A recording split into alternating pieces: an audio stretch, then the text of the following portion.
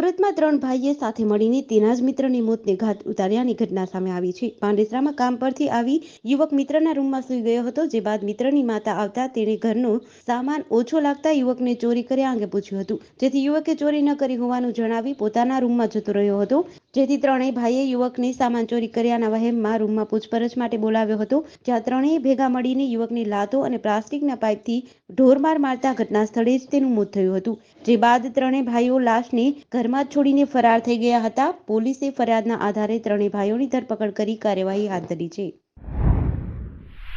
વડાપ્રધાન નરેન્દ્ર મોદી અને ભારત વિરુદ્ધ અપમાનજનક ટિપ્પણીના મુદ્દાને કારણે ઇઝ માય ટ્રીપે માલદીવ્સની તમામ ફ્લાઇટ બુકિંગ સ્થગિત કરી દીધું છે. ઇઝ માય ટ્રીપના સહસ્થાપક નિશાંત પીટીએ રવિવારે મોડી રાત્રે સોશિયલ મીડિયા પ્લેટફોર્મ એક્સ પર આ માહિતી આપી હતી. આ દરમિયાન ભારત સરકારે આ મામલે કડક વલણ અપનાવીને માલદીવ્સના હાઈ કમિશનરને સસ્પેન્ડ કરી દીધા છે. બીજી તરફ માલદીવ્સ સરકારે તેના 3 મંત્રી માલશા શરીફ, મરિયમ સિયુના અને અબ્દુલ્લા મહજુમ માજીદને સસ્પેન્ડ કરી દીધા છે. તેમણે જ પીએમ મોદી અને ભારત વિરુદ્ધ ટિપ્પણી કરી હતી. આ ઉપરાંત ભારતના પ્રવાસન ક્ષેત્રની સુવિધાઓ અંગે પણ ટિપ્પણી કરવામાં આવી હતી. આ દરમિયાન #બોયકોટ માલદીવ્સ રવિવારે આખો દિવસ સોશિયલ મીડિયા પર ટ્રેન્ડ થયું હતું. બીજી તરફ બોલિવૂડ કલાકારો અને નેટિઝન્સે લક્ષદ્વીપમાં પર્યટનને પ્રોત્સાહન આપવાનું સમર્થન કર્યું હતું.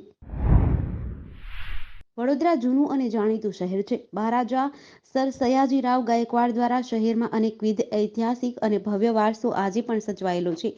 145 વર્ષ પૂર્વે ગાયકવાડી સરકારની દેણ અને શહેરીજનો તેમજ આસપાસના જિલ્લાના ગામ અને અન્ય શહેરો માટે ફરવાલાયક કમાટીબાગને નવા વર્ષે નવું નજરાણું મળ્યું છે. કમાટીબાગના 145મા જન્મદિવસે ₹63 લાખના ખર્ચે તૈયાર કરાયેલા કેક્ટસ ગાર્ડન, બોન્સાઈ સેક્શન અને 3D AR ડાયનોસોર પાર્કનું લોકાર્પણ મેયર પિંકીબેન સોનીના હસ્તે કરાયું છે. મહારાજા સયાજીરાવ ગાયકવાડ સરકાર દ્વારા 145 વર્ષ પૂર્વે સયાજીબાગ એટલે કે કમાટીબાગનું નિર્માણ કરવામાં આવ્યું હતું. આજે બાગમાં રાજ્ય સહિત દેશભરમાંથી અનેક વિદેશીઓ પણ અહીં આવતા હોય છે. ત્યારે આજે પાલિકા દ્વારા કમાટીબાગના 145મા જન્મદિવસની ઉજવણી કરવામાં આવી હતી. સુપ્રીમ કોર્ટે સોમવારે બિલ્કિસ બાનો ગેંગરેપ કેસમાં 11 દોષિતોને સમય પહેલા મુક્ત કરવાના ગુજરાત સરકારના નિર્ણયને રદ કર્યો હતો. જસ્ટિસ બીવી નાગરત્ના અને જસ્ટિસ ઉજ્જવલ ભૈયાએ સુનાવણી દરમિયાન જણાવ્યું હતું કે ગુનાને રોકવા માટે સજા આપવામાં આવે છે. બિલ્કિસ બાનો કેસમાં દોષિતોને મુક્ત કરવા અંગે સુપ્રીમ કોર્ટે પોતે ચુકાદો સંભળાવ્યો છે. કોર્ટે દોષિતોને મુક્ત કરવાના નિર્ણયને રદ કર્યો છે. કોર્ટે અરજીને સુનાવણી લાયક ગણી છે. સુપ્રીમ કોર્ટે કહ્યું, મહિલા સન્માનની હકદાર છે.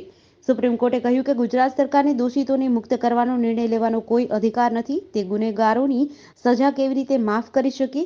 જો સુનાવણી મહારાષ્ટ્રમાં થઈ છે તો ત્યાંની સરકારને તેના સંપૂર્ણ અધિકાર છે. કારણ કે જે રાજ્યમાં કોઈ ગુનેગાર પર કેસ ચલાવવામાં આવે છે અને સજા થાય છે, માત્ર તેને જ ગુનેગારોની માફીની અરજી પર નિર્ણય લેવાનો અધિકાર છે.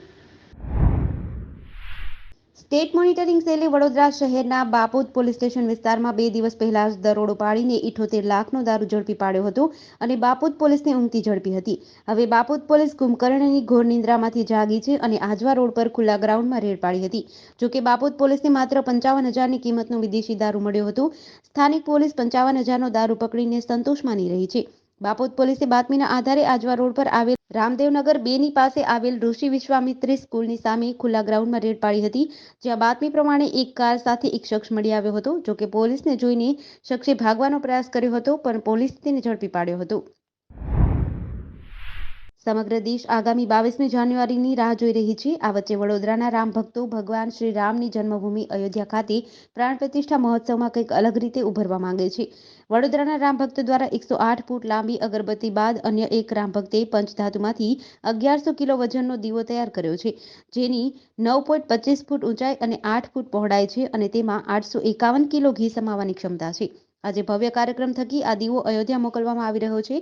વડોદરા શહેરના ભાયલ વિસ્તારમાં રહેતા ખેડૂતે અનોખી રીતે રામભક્તિ દર્શાવી છે. રામભક્ત અરવિંદભાઈ મંગળભાઈ પટેલે 1100 કિલો વજન ધરાવતું વિશાળ દીવો બનાવડાવ્યો છે.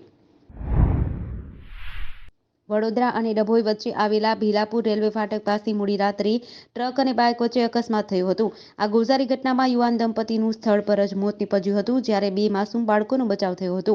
2 બાળકોએ માતા-પિતાની છત્રછાયા ગુમાવતા અરેરાટી મચી ગઈ હતી. પરિવાર વડોદરાથી પોતાના ગામ જવા પહોંચ્યું હતું, ત્યાં જ કાળ બનીને આવેલી ટ્રકે પરિવારને વિખેરી નાખ્યો હતો. આ બનાવને પગલે ભીલાપુર વસાવા ફળિયામાં સન્નાટો વ્યાપી ગયો હતો.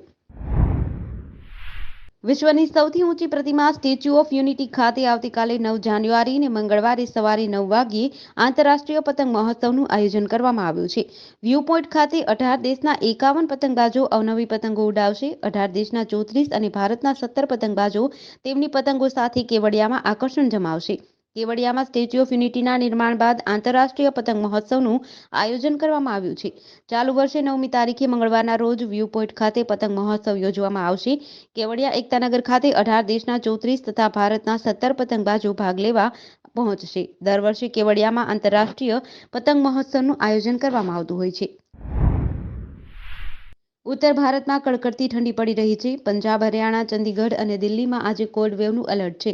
તેમજ આજે પૂર્વ રાજસ્થાન અને પશ્ચિમ મધ્યપ્રદેશના કેટલાક વિસ્તારોમાં કરા પડવાની શક્યતાઓ છે. બીજી તરફ તમિલનાડુ અને પુડુચેરીના ઘણા વિસ્તારોમાં રવિવારે મોડી રાત્રે શરૂ થયેલો વરસાદ સોમવાર સવાર સુધી ચાલુ રહ્યો હતો. ભારે વરસાદને કારણે પુડુચેરી અને તમિલનાડુના 8 જિલ્લાની તમામ સ્કૂલોમાં રજા જાહેર કરાઈ છે. તમિલનાડુના તિરુવરુર જિલ્લામાં ભારે વરસાદના કારણે એક મકાનની દિવાલ ધરાશાયી થઈ છે, જેના કારણે 9 વર્ષની બાળકીનું મોત થયું હતું. આજે પણ હવામાન વિભાગે તમિલનાડુ, કેરળ, આંધ્રપ્રદેશ, ગુજરાત અને મહારાષ્ટ્ર માટે વરસાદનું એલર્ટ જાહેર કર્યું છે. બોરસદ તાલુકાના ઝારોલા ગામના બસ સ્ટેન્ડ નજીક રાત્રિના સમયે ગમખ્વાર અકસ્માત સર્જાયો હતો. પૂરપાટ ઝડપે પસાર થતી એક કાર આગળ જતા બાઇક સાથે અથડાયા બાદ સામેથી આવતા ટ્રકમાં ઘૂસી ગઈ હતી. આ અકસ્માતમાં કારમાં સવાર 3 યુવકનું મોત નીપજ્યું હતું, જ્યારે બાઇક સવાર 3 યુવકોની સામાન્ય ઈજા થઈ હતી. ભાદરણ પોલીસે અકસ્માત સર્જી મોતને ભેટેલા કાર ચાલક સામે ગુનો નોંધ્યો છે અને અકસ્માત અંગે મળતી વિગતો મુજબ આંકલાવ તાલુકાના ગંભીરા ગામમાં રહેતા 22 વર્ષીય જયેશભાઈ રબારી, તેમના પિતા રવાભાઈ રબારી, મામા શંકરભાઈ ગતરોજ રાત્રિના સમયે બાઇક લઈને કણભા ગામે માતાજીના માંડવામાં હાજરી આપવા જતા હતા. તેઓ રાત્રે 11 વાગ્યાના અરસામાં બોરસદ તાલુકાના ઝારોલા ગામના બસ સ્ટેન્ડ પાસેથી પસાર થતા હતા. આઈસીસી ટેસ્ટ રેન્કિંગમાં નંબર 1 ઓલરાઉન્ડર એવા સૌરાષ્ટ્રના રવિન્દ્ર જાડેજા પોતાની હળવાશની પળો મોટાભાગે તેમના ફાર્મ હાઉસ પર માણતા હોય છે. જાડેજા પોતાના ફાર્મ હાઉસ પર તેમના પ્રિય અશ્વો સાથે ઘોડેસવારી કરતા જોવા મળે છે. પરંતુ આ વખતે બાપુ કંઈક અલગ મૂડમાં છે અને બળદગાડું હંકારતા જોવા મળ્યા હતા, જેનો વિડીયો રવિન્દ્ર જાડેજાએ પોતાના સોશિયલ મીડિયા એકાઉન્ટમાં પોસ્ટ કર્યો હતો. તેમને લોકો ખૂબ જ પસંદ કરી રહ્યા છે. એક દિવસમાં 9 લાખથી વધુ લોકોએ આ વિડીયોને લાઇક કર્યો છે. રવિન્દ્ર જાડેજા લાંબા સમયથી ભારતીય ટીમના ત્રણેય ફોર્મેટમાં મહત્વપૂર્ણ ભૂમિકા નિભાવી રહ્યા છે. તેમણે 8 એકરની જગ્યામાં જામનગર જિલ્લામાં ફાર્મ હાઉસ વિકસાવ્યું છે, જ્યાં તેઓ પોતાની હળવાશની પળો એન્જોય કરે છે. અયોધ્યામાં નિર્માણ પામેલા રામ મંદિર પ્રાણ પ્રતિષ્ઠા મહોત્સવને લઈ દેશભરમાં ઉજવણીનો માહોલ છે. આ મહોત્સવને લઈને સુરતની કાપડ માર્કેટમાં વેપારીઓમાં પણ અનેરો ઉત્સાહ છે. કાપડ માર્કેટમાં રામ મંદિર પ્રાણ પ્રતિષ્ઠાને લઈને દિવાળીની જેમ ઉજવણી કરવાનું આયોજન કરાયું છે. કાપડ માર્કેટના ટેક્સટાઇલ યુવા બ્રિગેડ સંગઠન દ્વારા સુરતથી દેશના રામ મંદિરમાં ડિમાન્ડ મુજબ વિનામૂલ્ય માતા સીતા માટે ભગવાન રામની છબી સાથેના રામ મંદિરની ડિઝાઇનવાળી સાડી મોકલવામાં આવનાર છે. હાલ સુરતના મંદિરમાં આ સાડીને અર્પણ કરવામાં આવી છે, તેમજ અયોધ્યા અને જનકપુર પણ મોકલાશે.